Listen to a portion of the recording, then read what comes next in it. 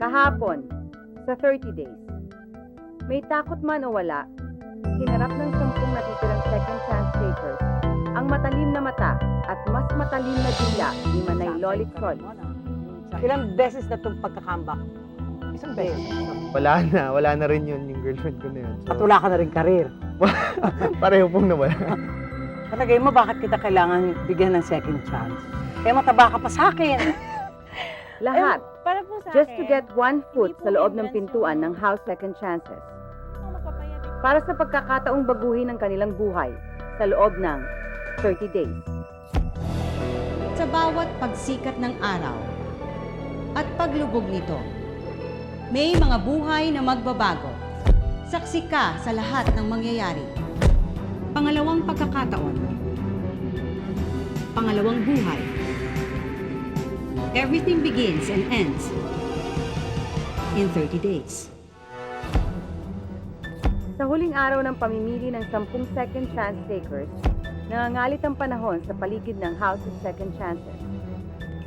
Ngunit sa loob, kalmante ang lahat, at least sa pangharap na anyo. Kahapon, nakausap ninyo ang jury natin upang kumbisihin sila na kayo yung mas karapat-dapat o mabigyan ng second chance. Bago matapos ang gabi, malalaman natin kung sino sa inyo yung nagtagumpay sa intensyon na yon. Lihim ang intensyon at ang mga paniniwala sa bawat isa sa inyo. Sa tingin ko, oras na para yung lihim na yun ay mabunyag. Sa loob ng banga na yan, may mga tanong. Bawat isa sa inyo, kailangan bumunot at sa loob ng kalahating minuto, sagutin ito ng harapan. Ladies first, Rita. Sakit na sentence at palawigin. Sigurado ako makakapasok ako sa 30 days dahil marunong ako umarte. May talento ako. Kagabi, puro pressure, ang sakit ng dibdib ko, hindi ako makatulog. Ako, ang hirap naman ito. Pumili ng isa sa 10 na hindi dapat mapili at bakit. Ano ba yun? In fairness naman sa aming lahat, I think sana mabigyan kaming lahat ng chance kasi I believe we all deserve it. Saka nagkasama din kami this past few days and everybody's trying their best. Panood naman siguro ng tao that I may not say I did my very, very best, but I tried. I tried to, to give something. Matagal na akong, nagtrabaho sa showbiz at I think I deserve another chance. I tried my best dun sa acting part. Ayun, I gave my all. Kung hindi man ako nakuha, it would have been okay din. Basta importante sa akin, I gave my 100%. Bianca. Mamaya, ang masayang kwentuhan na ito, Kasi hindi ko rin sinagot ang tanong. Hindi po. paano naging ganito sa pagbabalik ng 30 days?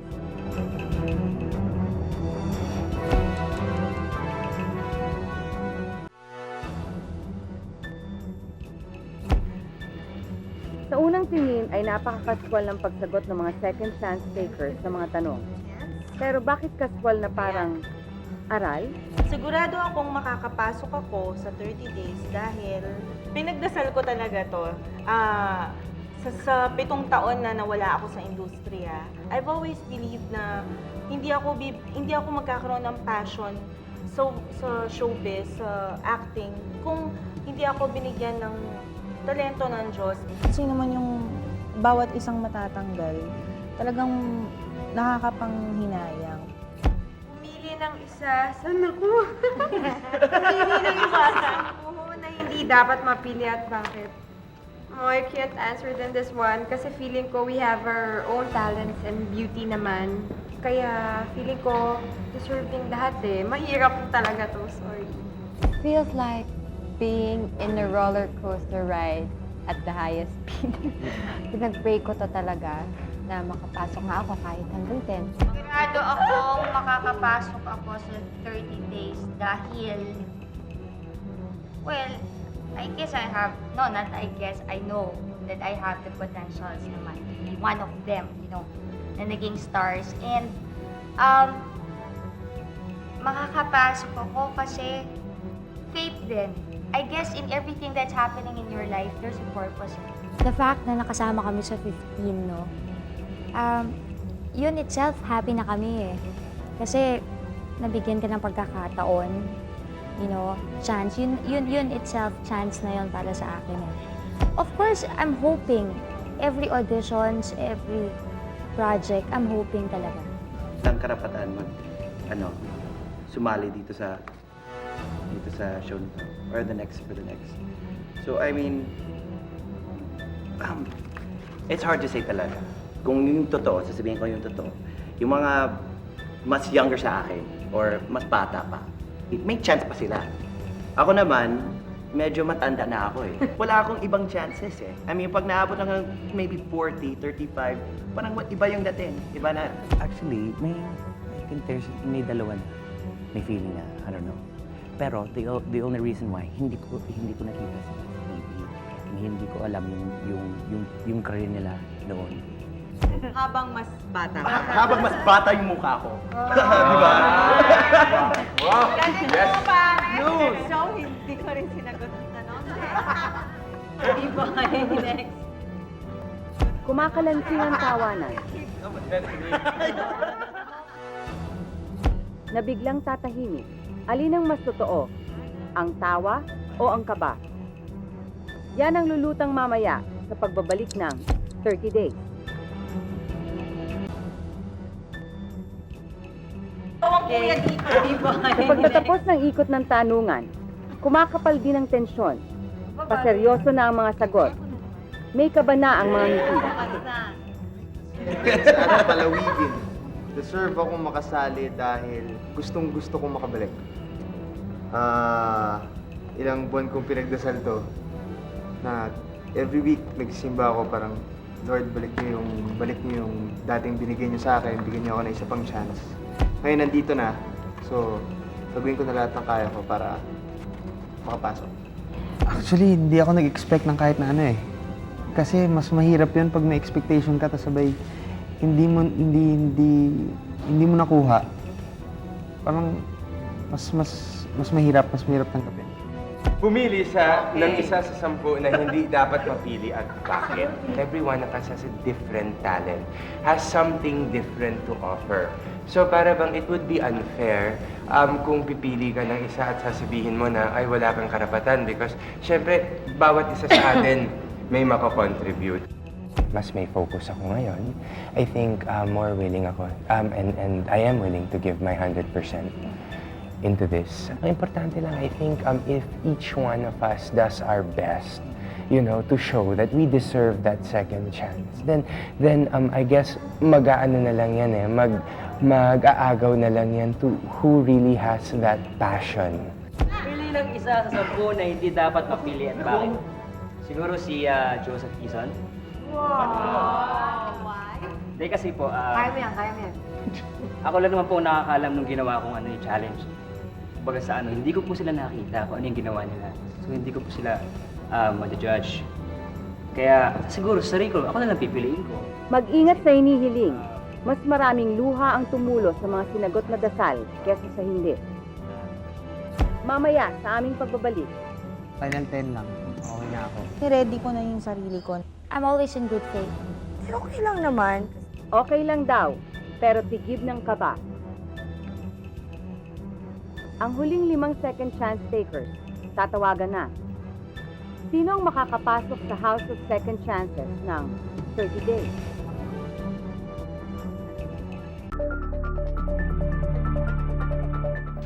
Finally, dumating na ang panahong kanilang hinihintay at kinakatakutan. Ngayon, oras na para sabihin ang resulta ng pakikipagharap ninyo sa ating jury. Muli, isa-isa, 5 sa inyo yung tatawagan ko. At ito ang mananatili sa bahay na to habang ang natitirang 5 ay diretso ng magpapaalam. So, handa na ba kayo?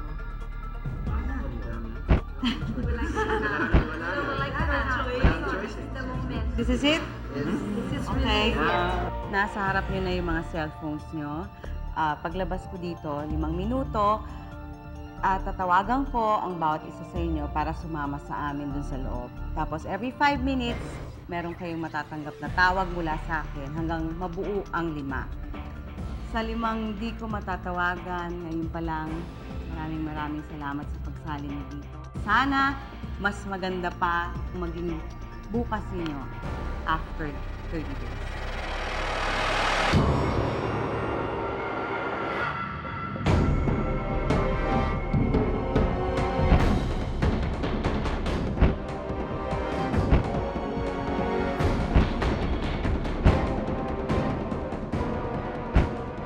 Ang 5 matatawagan ay sasama sa unang 5 napili na para sa piging.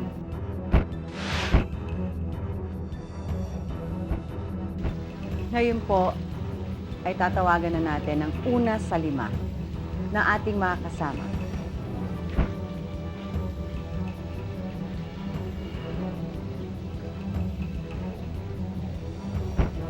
B-boy, halika, ikaw ang una namin mga kasama.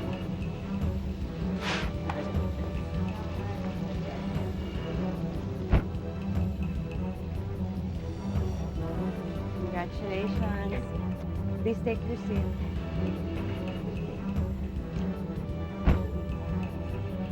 At ngayon po, tatawagan ko na ang pangalawa sa 5.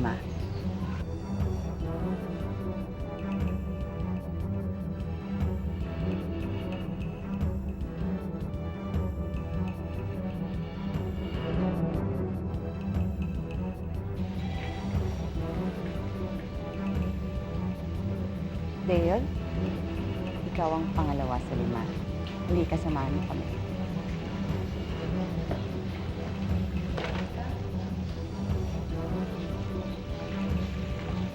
Congrats. Tatawagan ko na ang pangatlo sa 5.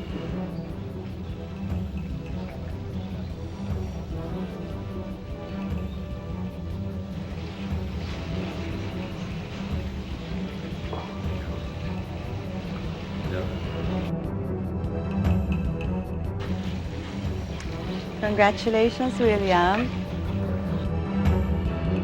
Tatawagan ko na ang pang-4.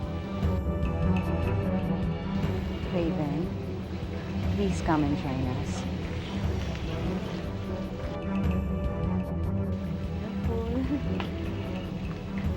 Congratulations. Join them.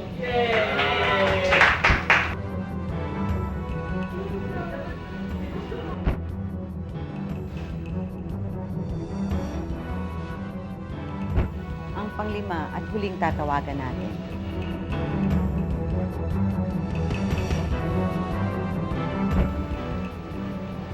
Bianca, ikaw ang pang-5. Samahan mo kami.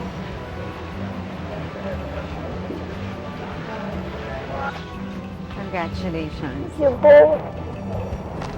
Join them. Ngiting ba ako?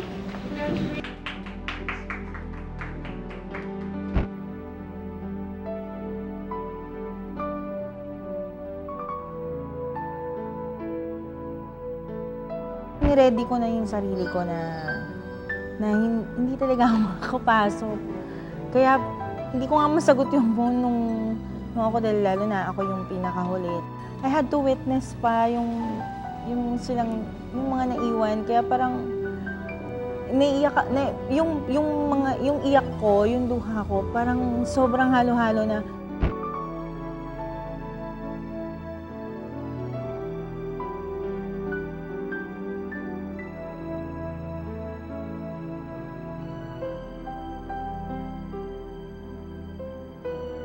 Lahat ng mahal mo at gusto mo talaga sa mundo pag nawala masakit eh. Love ko to eh. Acting, being an artista, masakit. Pero you have to accept it. Every auditions, I'm hoping talaga. But if it is not really for you, and I'm always in good faith.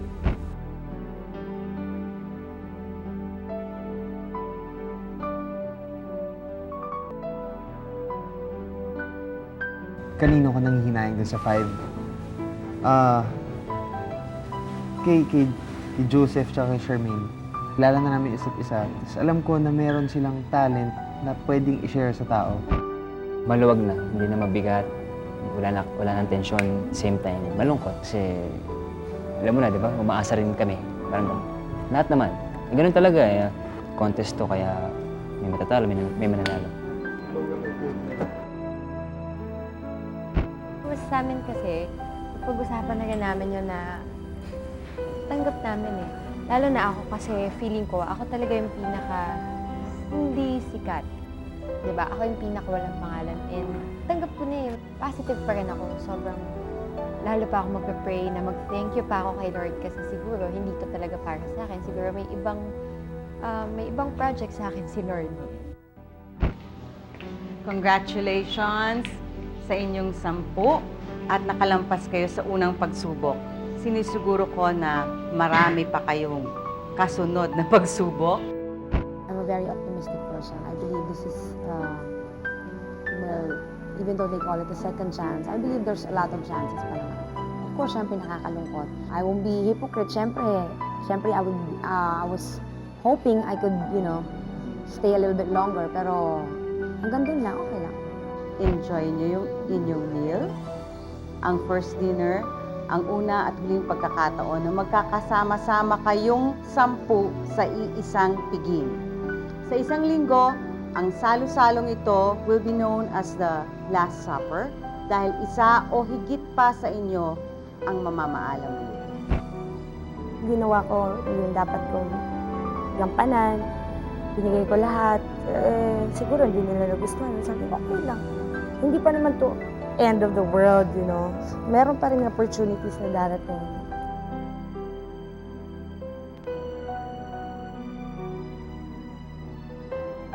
Kung ano man ang mangyari pagkatapos nito, paalala lang, huwag niyong sayangin ang pagkakataong ito.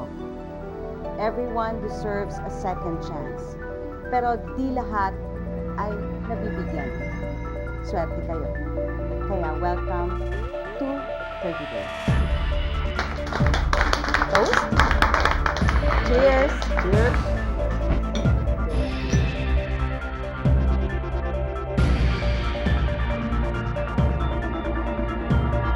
Kilala niyo na ang 10 second chance takers. Ana, Bianca, B-Boy, Dale, Diego, Dino, Jackie, Jana, Raven, at William. Sino sa kanila ang gusto niyong mapagkalooban ng second chance of a lifetime? Simula ngayong gabi, ipaalam niyo sa amin sa pamamagitan ng text o tawag. Dahil sa tindi ng pagsubok na haharapin nila sa unang mga araw ng kanilang 30 days, sino ang bibigyan niyo ng second life, ng second chance? Dito, where everything begins and ends in 30 days.